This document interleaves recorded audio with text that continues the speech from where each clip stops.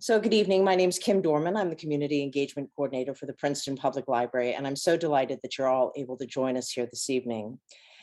We are delighted to be able to offer this program in collaboration with the Princeton University Art Museum and Labyrinth Books. Before the program begins this evening, I wanted to offer a couple of housekeeping notes. This evening's program is being held on the Zoom webinar format and is now also being live streamed to the Princeton University Art Museum Facebook page.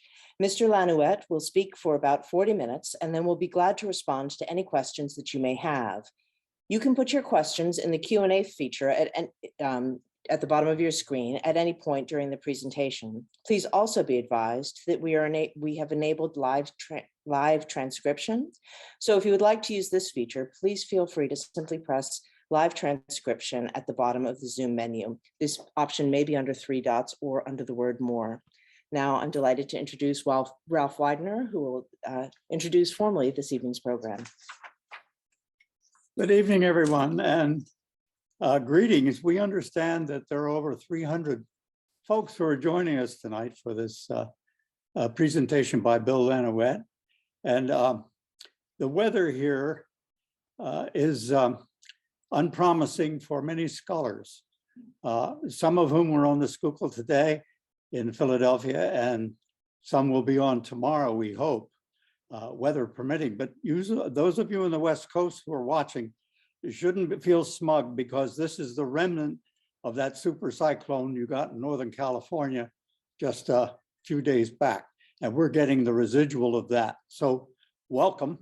Bill Lanowicz's a man of many parts.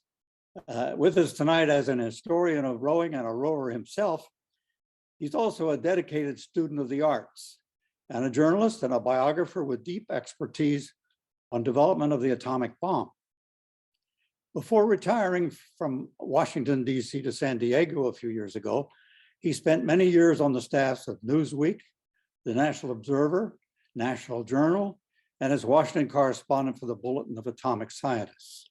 He also freelanced for The Atlantic, The Economist, the New York Herald Tribune, Scientific American, Smithsonian Magazine, and the Washington Post.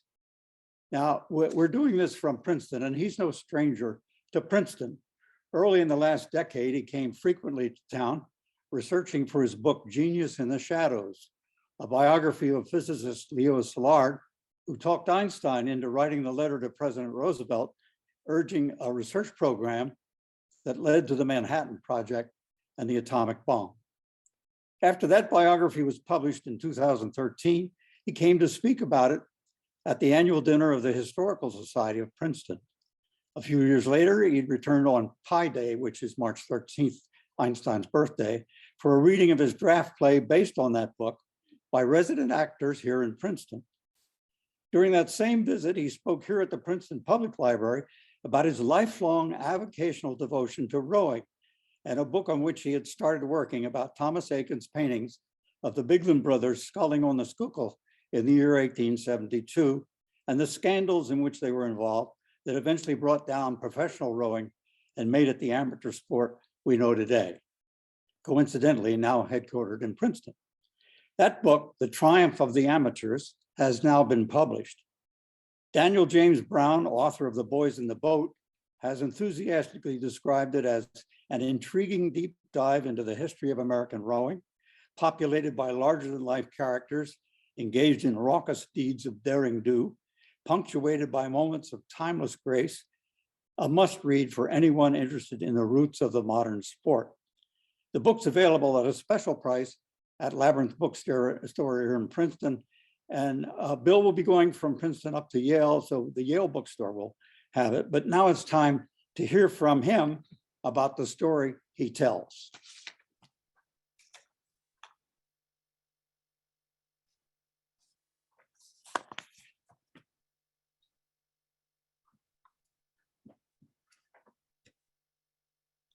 Thank you, Ralph, and thank you, Kim. In this talk on fine art and foul play, Thomas Eakins, the Biglin brothers, and the banning of professional rowing, the fine art is the magnificent rowing pictures of Eakins, especially his many paintings of the Biglin brothers, John and Barney, who were professional rowing superstars in the 1870s.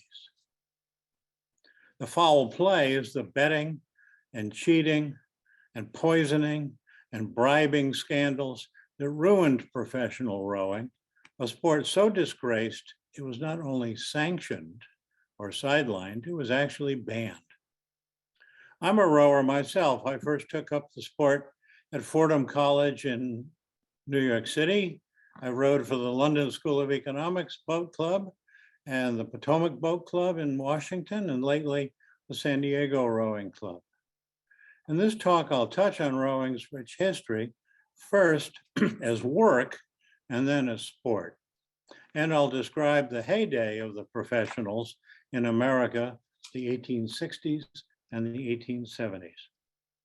But I'll focus on the year 1872. The first professional baseball game had just been played the year before, and rowing was then the nation's most popular and lucrative sport.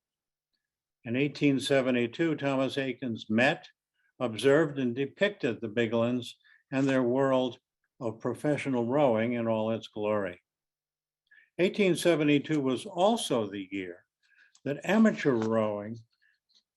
rowers renounced the greed and the corruption of professionals by founding the National Association of Amateur Oarsmen. That's now the U.S. Rowing Association, which is headquartered here in Princeton.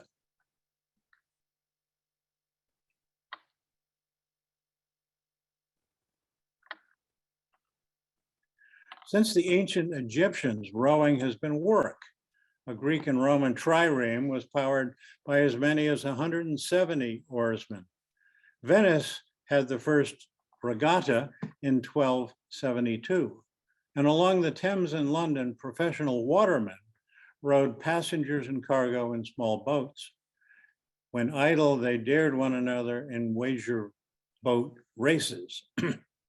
Rowing first became gentrified as a sport in England when Eton College hired watermen to coach and to stroke their boats. In a shell, the stroke sits at the stern and sets the pace for the others. Amateurs from Oxford and Cambridge first raced one another in 1829, a race that still continues every year. They raced at Henley-on-Thames, later the site of world-famous rowing regatta. High-stakes races by professional rowers drew huge crowds in New York City in the 1830s, at the time when rowing by amateurs was spotty and mostly a pastime for the elite. This is a picture of the Battery, and a number of boat clubs were formed there in the 1830s and 1840s. In the mid-1850s, New York papers ran more column inches on cricket than on either rowing or baseball. In the South, plantation owners arranged slave races, betting lavishly and sometimes even riding along as coxswains. After the Civil War, professional rowing dominated. For more and more money, betting attracted everybody from vagrants to Vanderbilts. This popular Currier and Ives view shows James Hamill and Walter Brown in their great 5-mile rowing match for $4,000 and the Championship of America on the Hudson in 1867. This was the biggest prize ever for professionals. This view looks very serene, but the event was anything but. Ashore, a riotous crowd drank, fought, and a drunk fell over the rail of a steamer and drowned. Police collared pickpockets all day long. During the race itself, 2 escort boats followed the rowers to watch for cheating and to deter any interference. In Hamill's boat, John Biglin flourished a pistol. As the 2 rowers approached the mid-course turning point, Hamill cut close and his shell was swept against the stake boat. Brown rammed Hamill's shell and sank it. then rode on to the finish and claimed victory.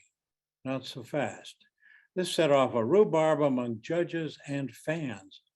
The angry crowd surged onto the dock and sank it.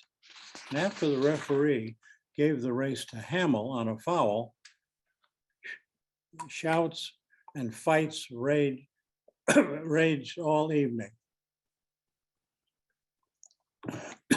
Artists usually portrayed rowers and regattas in grand scenes. Here are the Biglin brothers. They win a four-oared race at Poughkeepsie in 1865. In many of these scenes, it's hard to spot the rowers. A few weeks later, the Biglins raced their arch rivals, the Ward brothers, on the Hudson at Sing Sing. The Biglins came from New York City and the Wards from Cornwall on Hudson. The Biglin Four raced Canadian and English crews in Halifax in 1871, and but for crashing into some driftwood, might have become world champions that day. For Harper's Weekly, the political cartoonist Thomas Nast made this engraving of the Biglins and the Wards racing at Saratoga in 1871. Can you even spot the shells in this scene?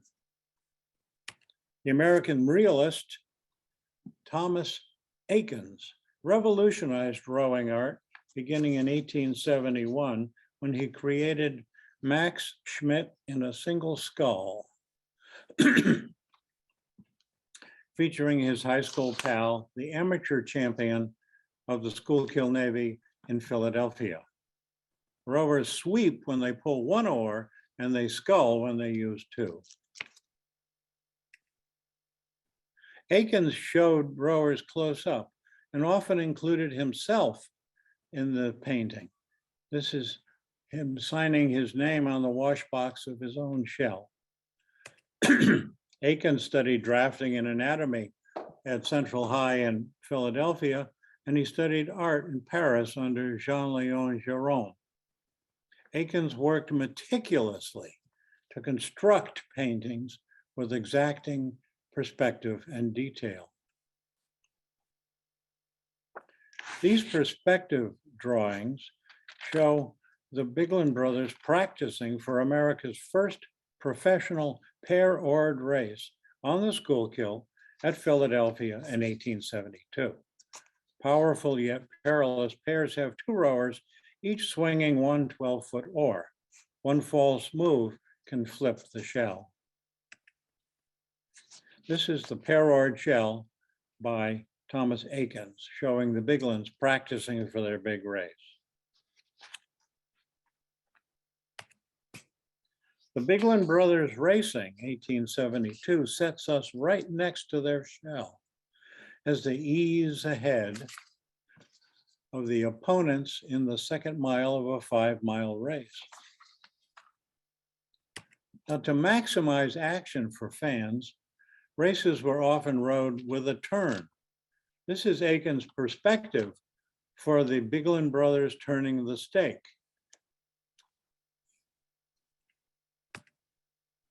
And here is the painting, the Biglin brothers turning the stake.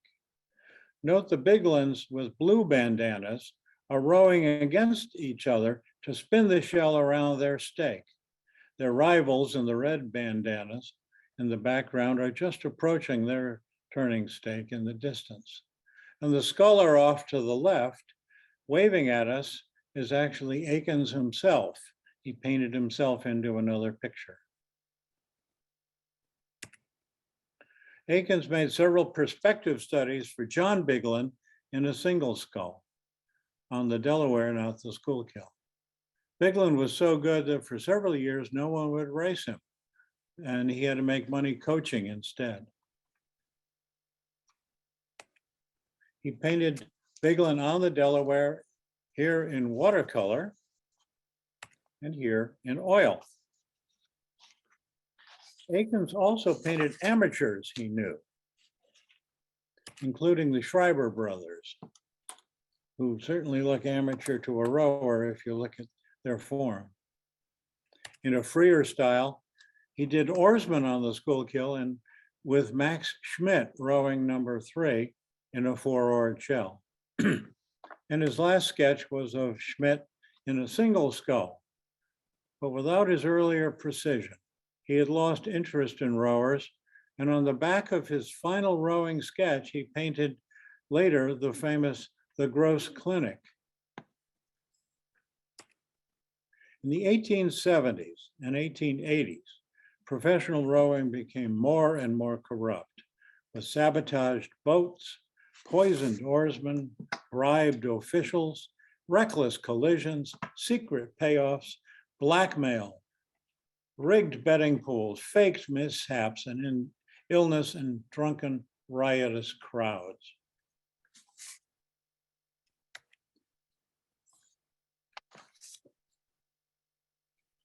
In the sport's final days, here is an 8-oared shell of famous professionals on the Harlem River in 1888. 5 of those professionals were featured on tobacco trading cards, which were very popular the way baseball cards were later on.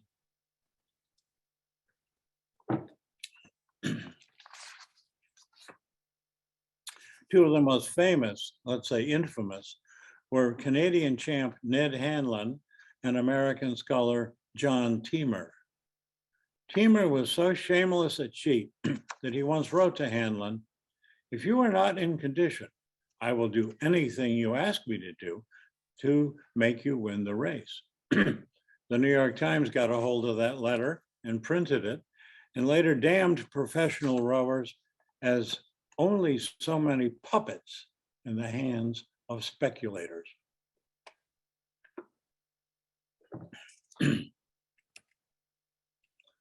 There's Hanlon and Teamer. But with rare exceptions, the Biglins and the Ward brothers remained honest. Here's the Biglin 4 posing in Halifax for William Notman, then Queen Victoria's official photographer in Canada. Barney Biglin is at the top, John Biglin at the right, Henry Coulter at the bottom, and Joseph Kai Jr. on the left. Notman also shot this beefcake pose.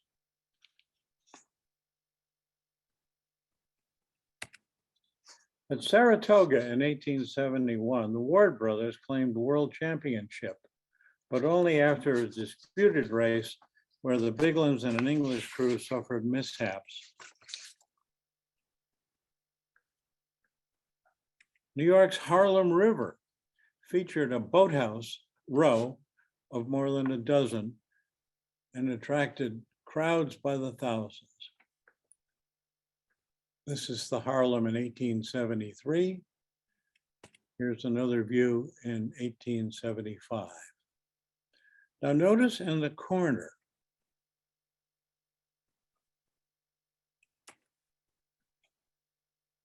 here are the odds for the betting pools, which is what brought a lot of people to the river in the first place.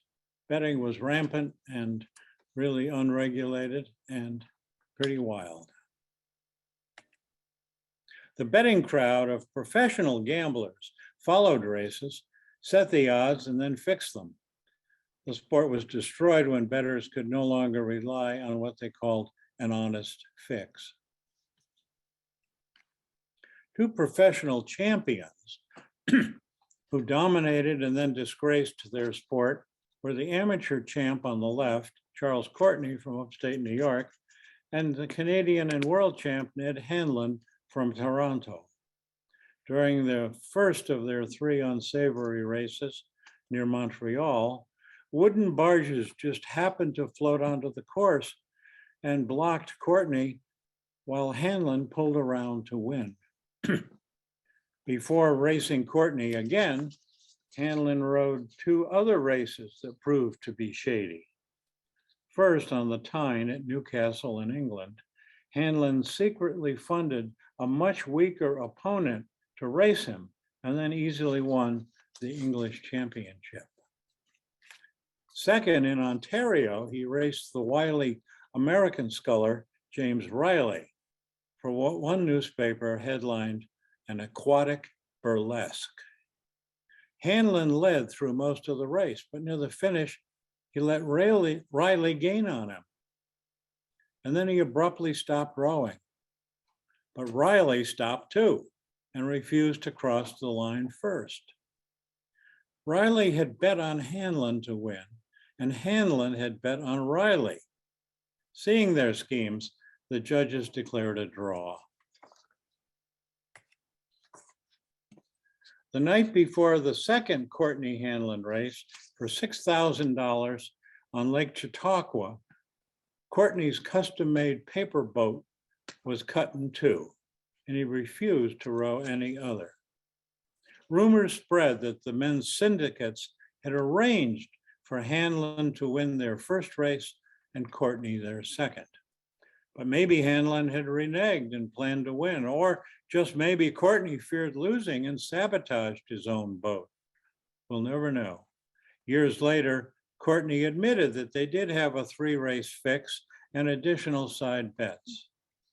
The third Courtney Hanlon race in Washington was an extravaganza until it became a farce.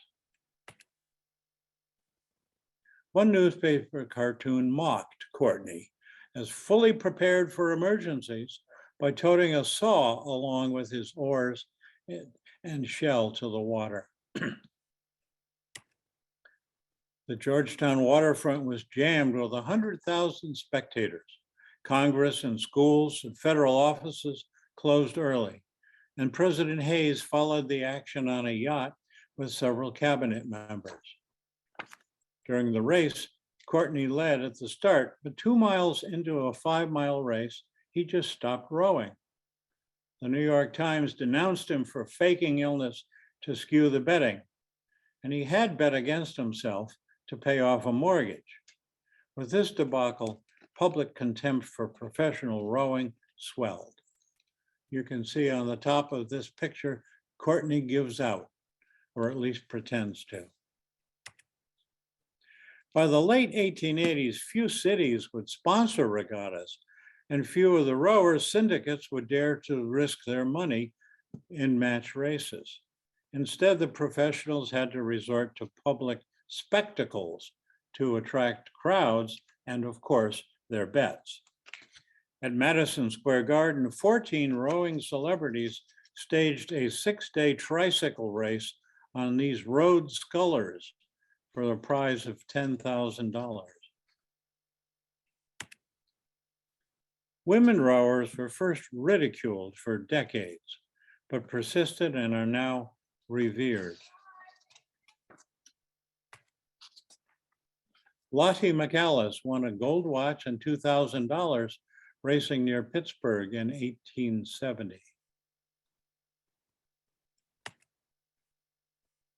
Women rowing a doubles race on the Harlem River in 1871 needed an armed escort for protection. You can see the man with the shotgun in the referee's boat. And the scurrilous weekly The Day's Doings fabricated this attack on women scullers.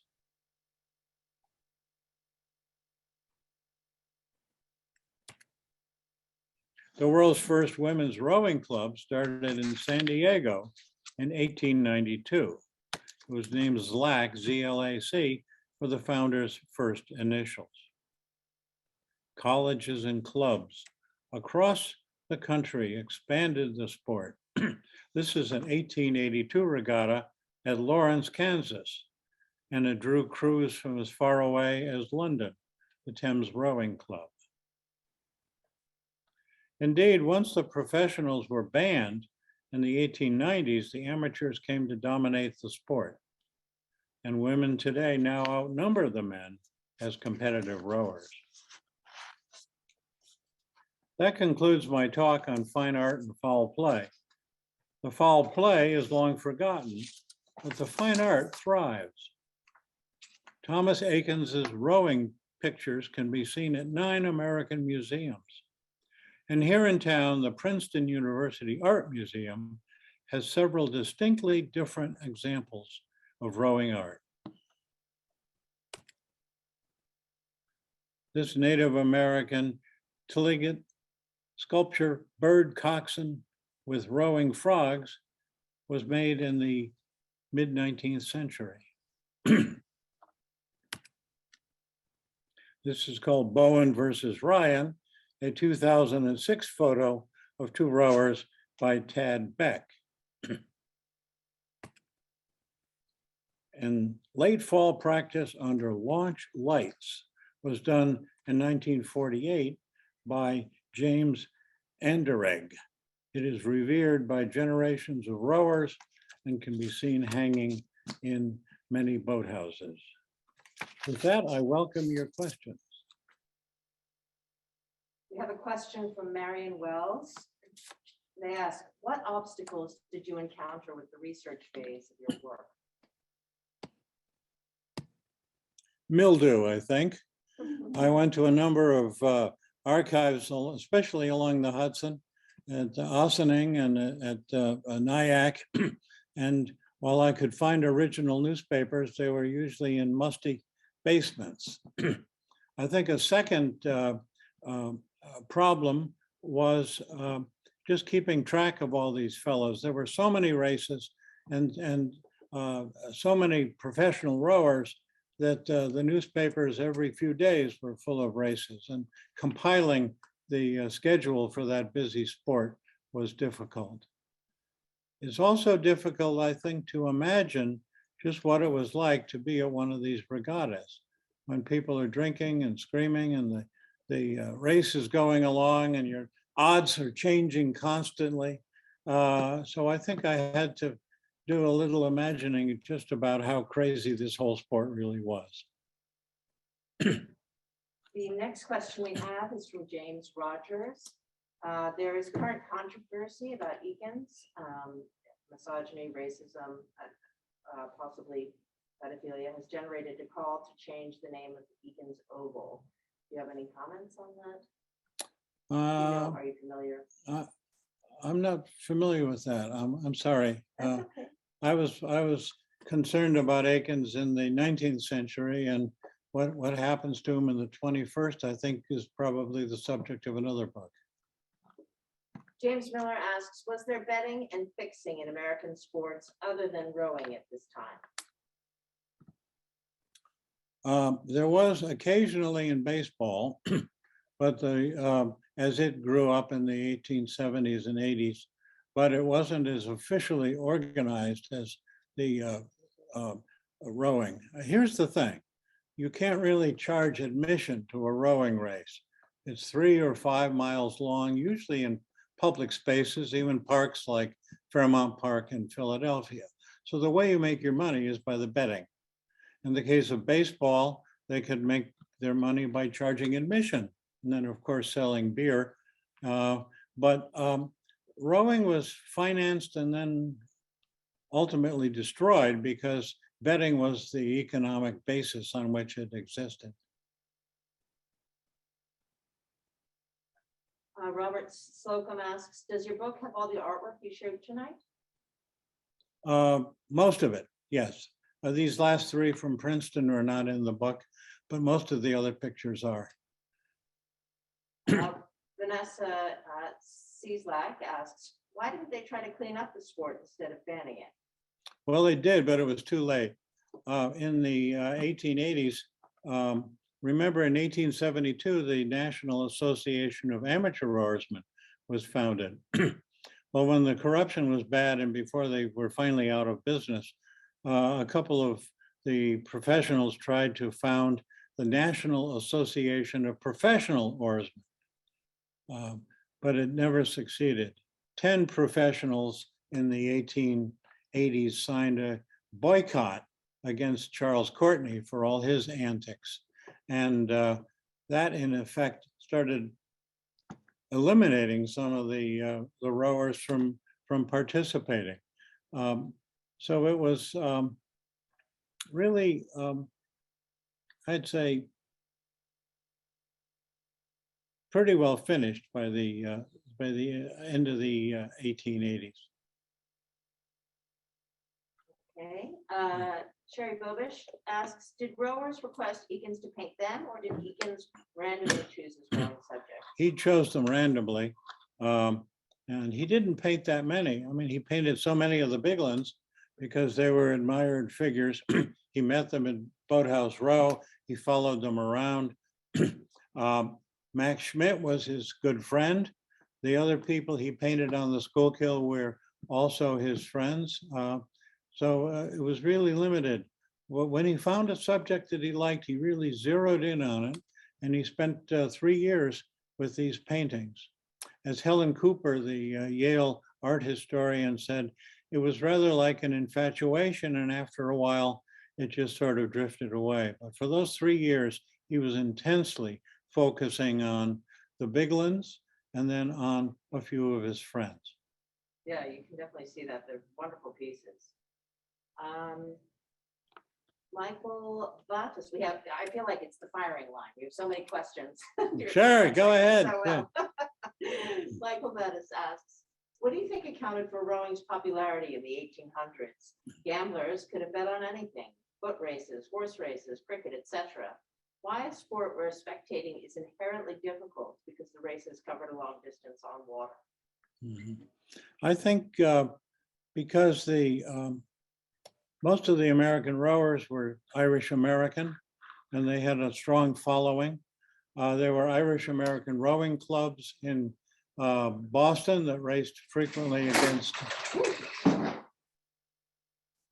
strong wind outside. Yeah.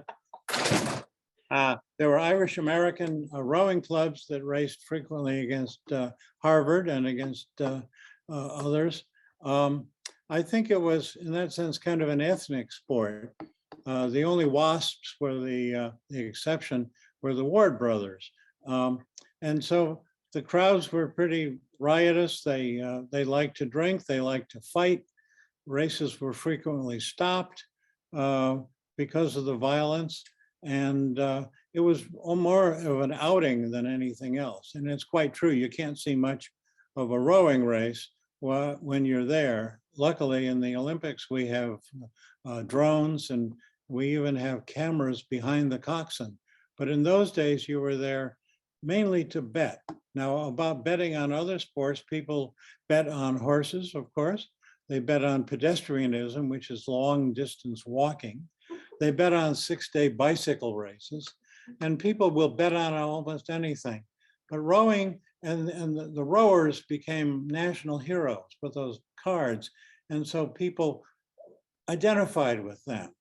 A lot of the races were single scull races between two individuals, and they became, as with Courtney and Hanlon, personality conflicts as well.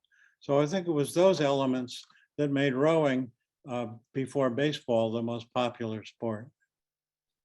Michael Mayo asks, what was the most famous rowing race? Well, that's a good question. The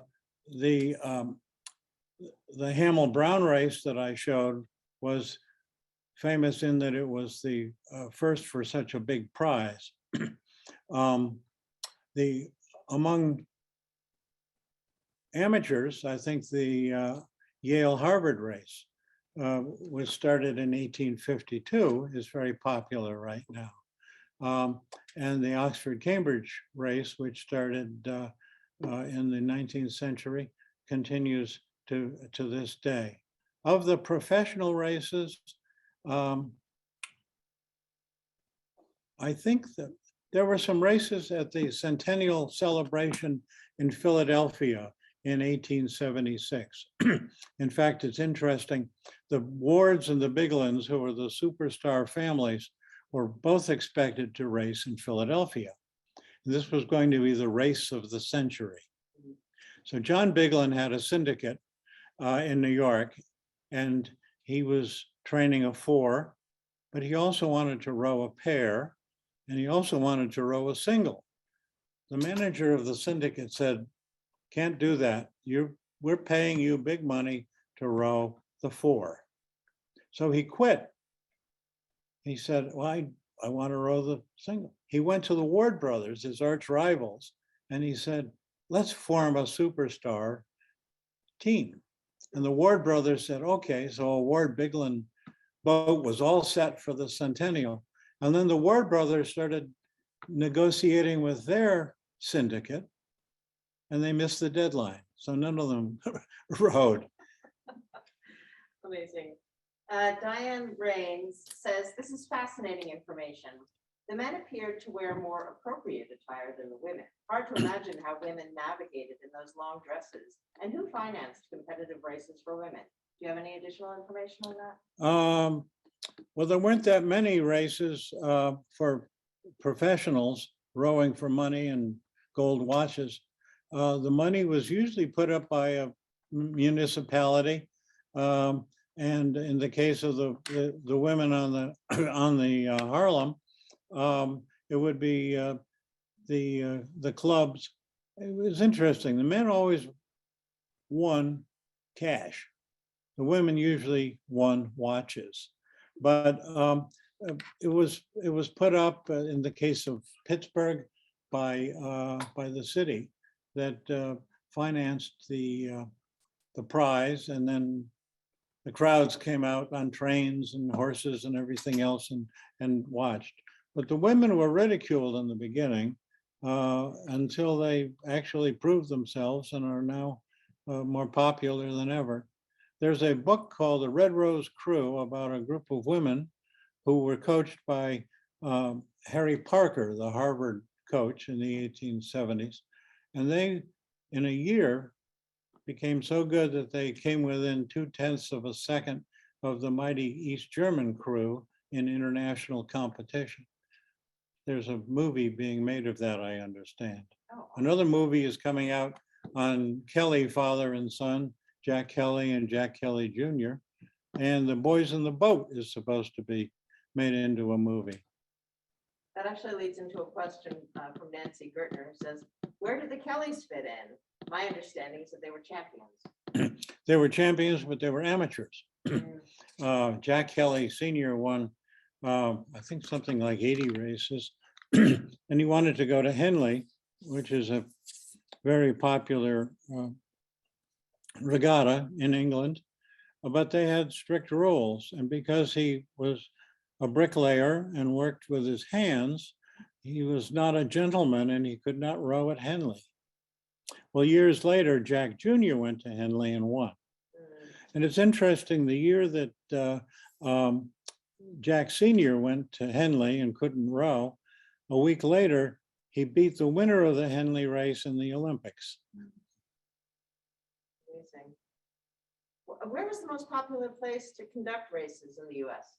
Oh, there were several. Certainly the Charles in Boston, the East River and the Harlem River in New York City.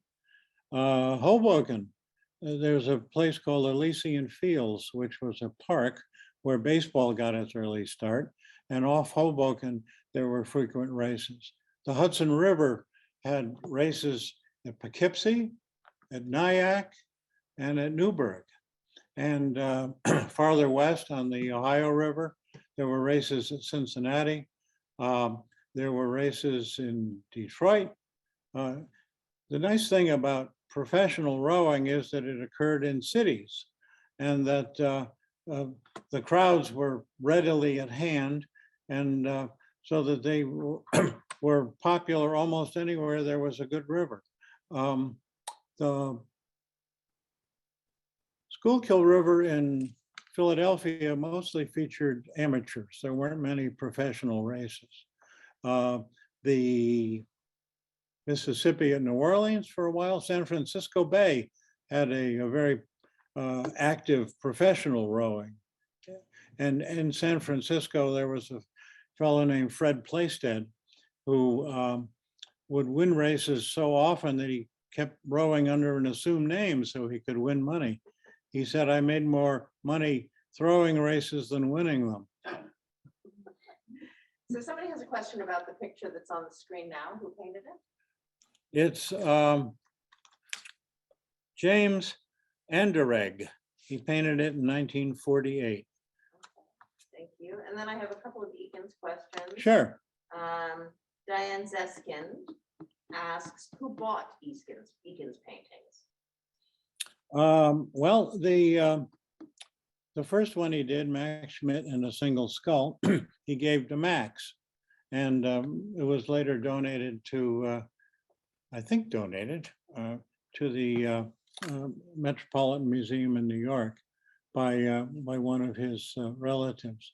The first picture that Eakins ever sold was of John Biglin in a single skull.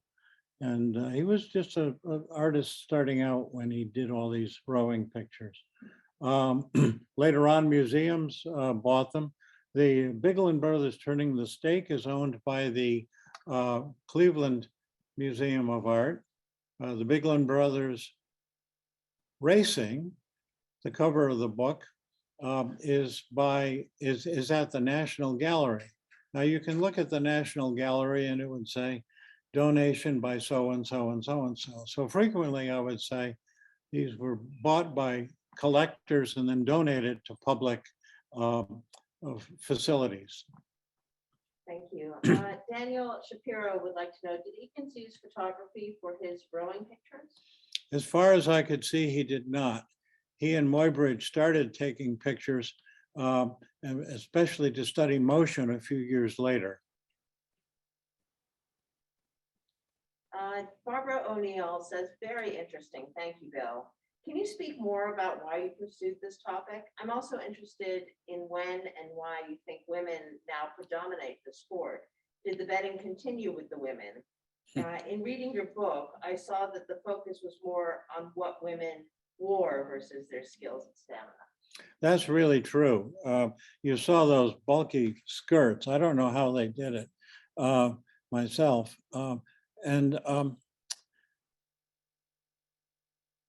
There was one race that I described, which was covered by the New York Times. It had something like 23 sentences.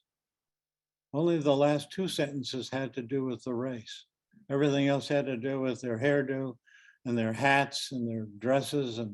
And as the women were really a novelty for a while. It was a man's sport.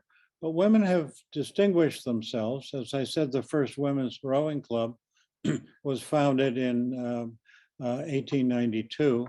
Colleges like Smith and Wellesley and the University of Washington by the turn of the 20th century had active women's programs. And I think that they just persisted.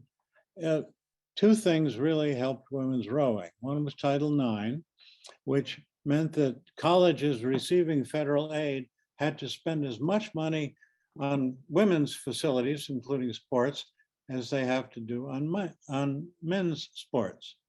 The second was that the National Collegiate Athletic Association took over women's rowing a number of years ago, and they arranged for scholarships so that there never used to be scholarships for rowing, but here finally is a lot of money for women to row.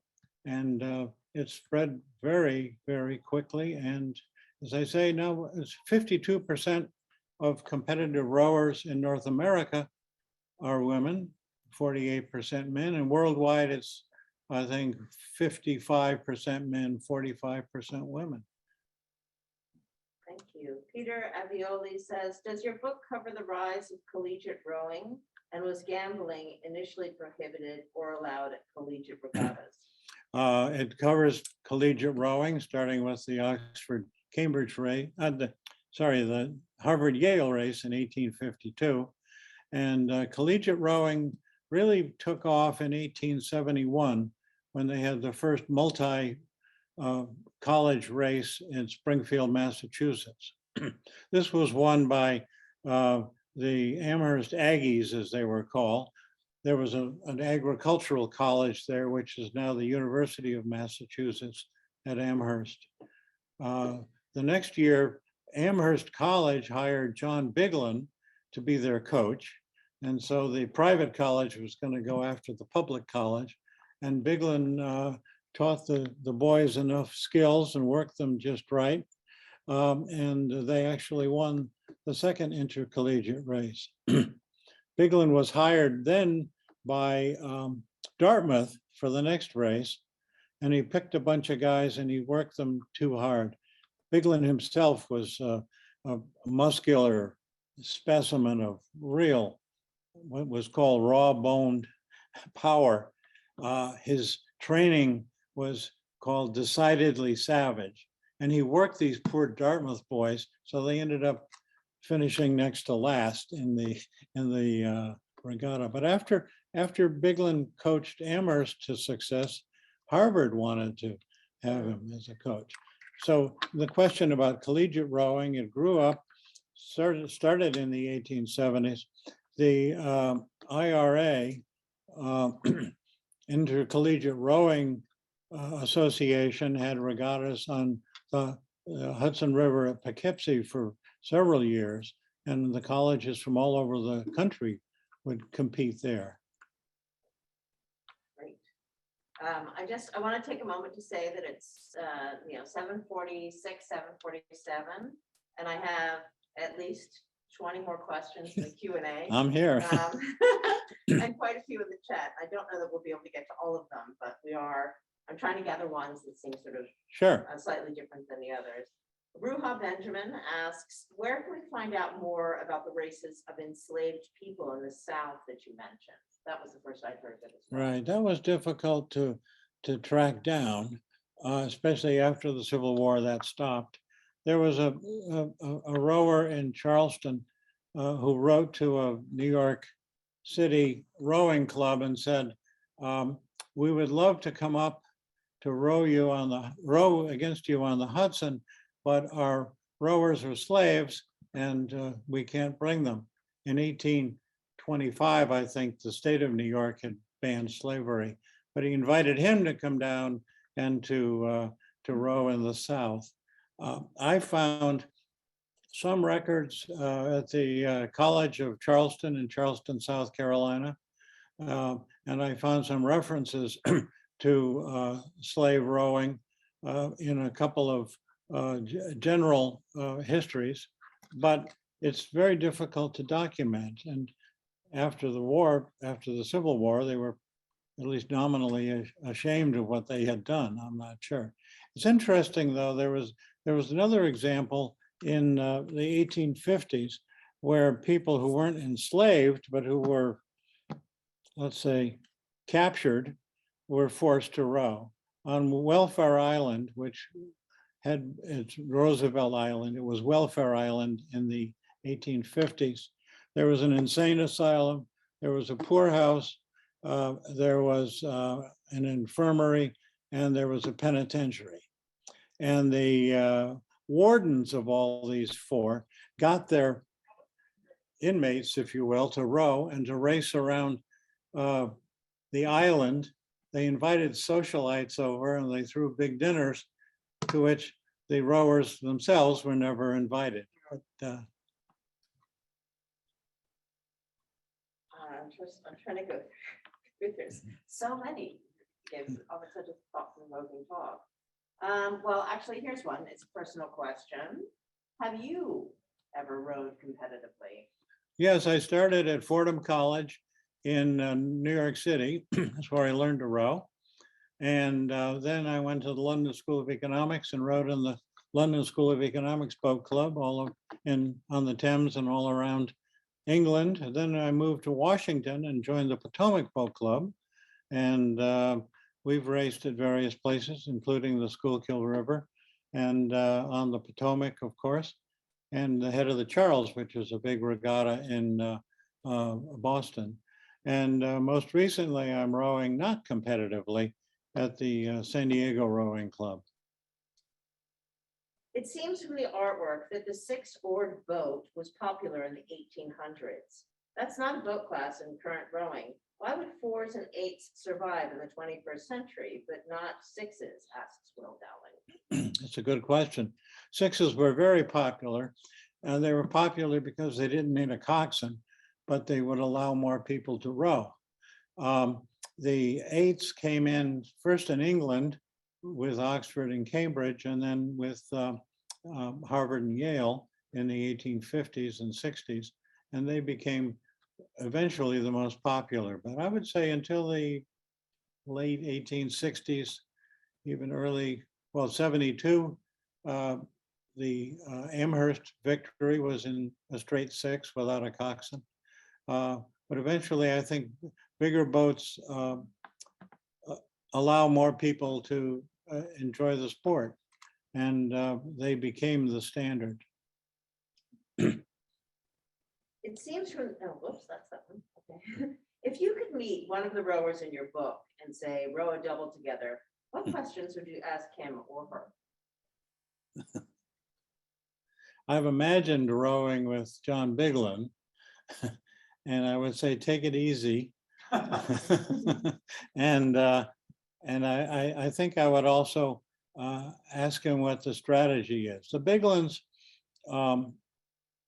had an unusual strategy, which I quote in the book, where they would start with a furious start that would stun their opponents, and then they would take a break. And as the opponents approached, they would row again, sometimes more than 50 strokes a minute, which normally you row a race in 30, 35, 36, and you sprint in 40.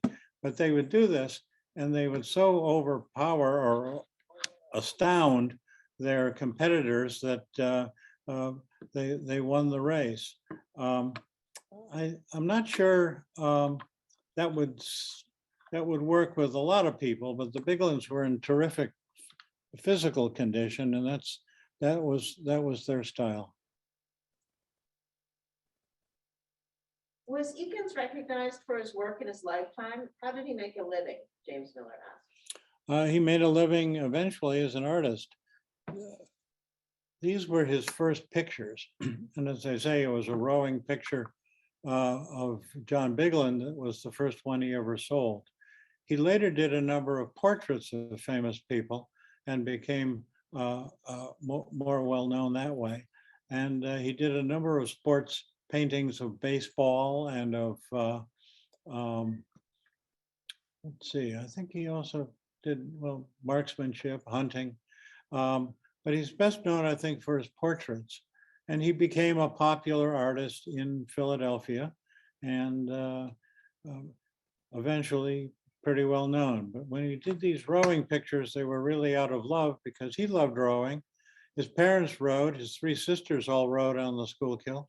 And it was really an effort of love for a sport he loved. Just as a side note, for people who are in the Princeton area, Ruha says the first race of Princeton student rowing teams is Sunday, November 7th. And one for her sons is actually on the team, so she Great. hopes everybody can come. There was a question, well, about, I'll see if I can find it because I don't want to misphrase it. From Callie Hendrickson, or Kyle Steele Hendrickson. Bill, how were you changed as a fan and a participant of the sport of rowing after researching and writing this book?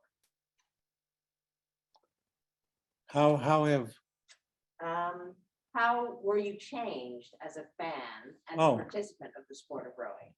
Well, I was drawn to it by the fascination that it was professional and that there was this whole crooked, rowdy aspect to rowing, because when I entered rowing in the late 1950s, it was considered to be a pretty genteel sport. It was amateur. I didn't know about any betting if there ever was any. And so I think what I've discovered is that it's a bygone era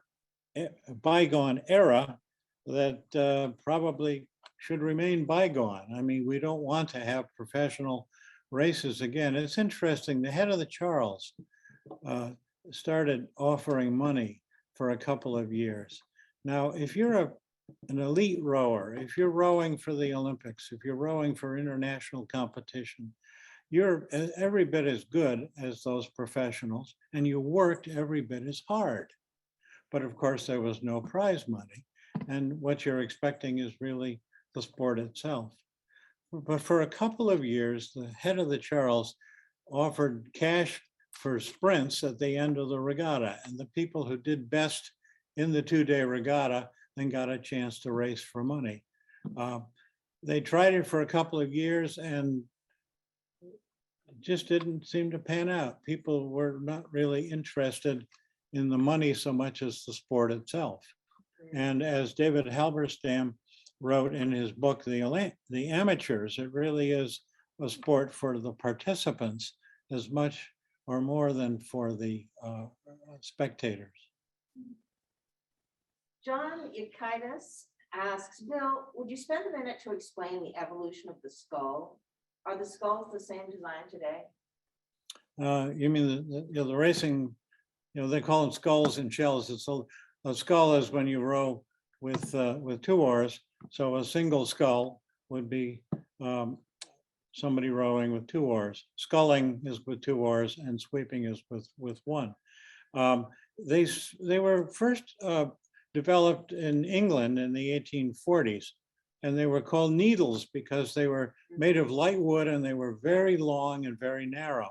And then they evolved in the boat maker Charles Elliott, who invented the steering mechanism using your foot to run cables to steer, and built most of the boats in the 1860s and 70s, widened and shortened the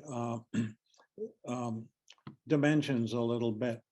But I guess even if you studied it at MIT or somewhere, the dynamics are such that there's a certain maximum shape, and it evolved, I would say, by the end of the 19th century. The only thing that changed were materials. They started making them out of Spanish cedar, which is supposed to be as strong as mahogany and lighter. And then there was an outfit in Troy, New York that made paper boats, and they were very popular. They were lighter and they were often stronger because it was laminated paper put together and glued. And right now we're using fiberglass and carbon fiber and other things. And like the paper boats, it's laminated and it's a series of layers that form the shell. But the basic shape and design is something that has been around for more than a century and pretty well can't change. It's rather, I guess, like yacht designing. They developed a 12-meter design, and that was the most efficient that they could have, and they kept it. So shells have evolved, and they've become certainly sturdier because of synthetic materials, but they haven't really changed in shape. Before automobiles, were all 4 and 8 men boats made, crafted locally on a river system? It's hard to imagine a shell on a train. It's easy to imagine a shell on a train, and that's the way they move them around. The trains had sometimes multiple freight cars. There weren't interstate highways, there weren't airplanes. And so when the Biglins, for example, went to Boston, say, they would pack up their shells and take them to the station, and they would be shipped up to Boston. They had a race in Boston and then another one in Providence. All the competitors took their shells to the station. And when they went to Halifax, they put them on a steamboat at Boston and went up to Halifax. So in fact, that was the way they were moved, pretty much were by freight cars. Some shells are designed to be cut in 2 or even 3 pieces and bolted together, which makes it easier to transport. But at the time of the professional rowers, the rail freight car was the way they got around. Thank you. I'll give Kay Toll the final question. What is the future of rowing? I think it's only expanding. If you look at the high school crews that are coming out in all these cities, and they're not getting financial aid. But if you look at women's rowing through the NCAA, and if you look at community rowing centers, there's a large one in Boston, which is very popular. I think it's going to continue as a very popular sport. Now, one thing that's odd is that the rowing machines called ergs are also very popular, and they have sprints every year for people off the water as well as on. And that's a pretty astounding thing to see a room full of people grunting and sweating on those machines. But I think rowing has still a bright future, and especially among young people, it's something that high schoolers are taking to, and as I say, more and more women. So I think the future of rowing is still pretty bright. Thank you so much, Mr. Lanouette, for your talk, for sharing this with all of us. There were so many of us here. Thank you, Mr. Widener, for bringing him and making this possible. Have a wonderful evening, everybody. Thank you.